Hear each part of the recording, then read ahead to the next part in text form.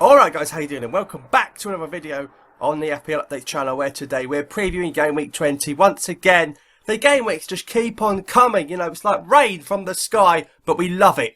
And another 10 games to delve into, so let's get straight into this preview. Make sure to drop a thumbs up if you're enjoying these videos on the FPL Updates channel.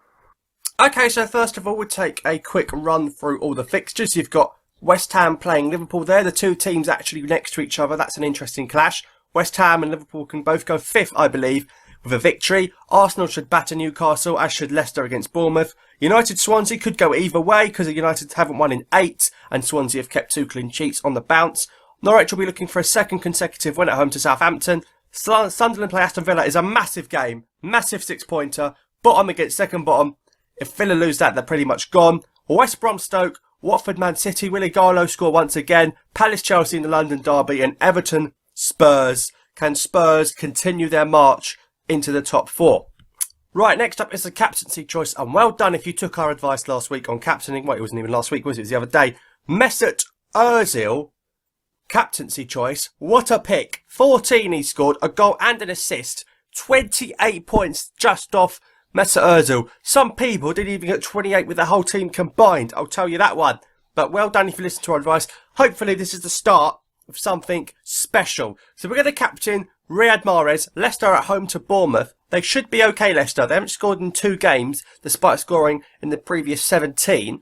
But, you know, Mahrez, whether he's scoring himself, taking the penalties, of course, or assisting the likes of Jamie Vardy, Okazaki, Ochoa, etc., he should be a key player this weekend. He'll look to perform at home in front of the fans against Bournemouth, you know, who've had a good run, but obviously they lost to Arsenal. Come on, Leicester. Do it for me. Do it for Riyad. Do it for our Green Arrows. Now, guys, finally, I want to talk about differentials, okay? The players who are going to make a difference. And the reason I'm doing this is because I'm reading a lot of stuff about this theory, in inverted commas, about a template team. If you don't know what a template team is, it's pretty much, you know, the Barkleys, the Mahrezes, you know, the Vardys, the Lukakus, the Igalos, the Ozils, the De Bruynes.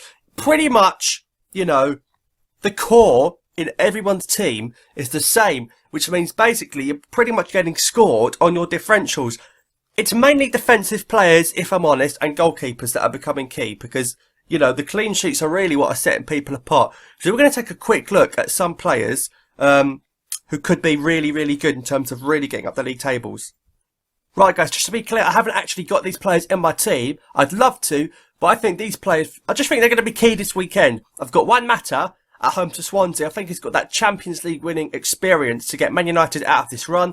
We saw the game at home to Chelsea. He hit the crossbar within minutes. I think Mata's going to be a key player. I've got SHAWCROSS from Stoke. There was a stat. I don't know if it was was it before the Everton game? They hadn't conceded a goal when he was playing. That's absolutely mental. SHAWCROSS has been fantastic. Really unlucky to not get an England call up. And, you know, Stoke going really well at the moment. They've kept clean sheets against City and United.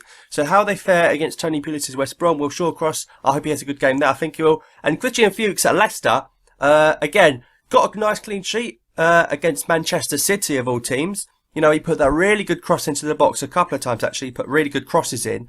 And I think he's a great player. I just think he's been unlucky that his crosses, you know, Vardy not getting on the end of them, is really costing him. And I think against Bournemouth, he should be getting a clean sheet and maybe slip in there with a goal or an assist. So these are my differentials, if I had to choose some. I hope you enjoyed this video, and make sure you leave a like on it. Let me know in the comments, who are your differential players? Who are you counting on to set you apart from the competition? Be sure to subscribe if you haven't already, and check out Premier Punt to make fantasy football twice as fun. We'll see you next time. Happy New Year.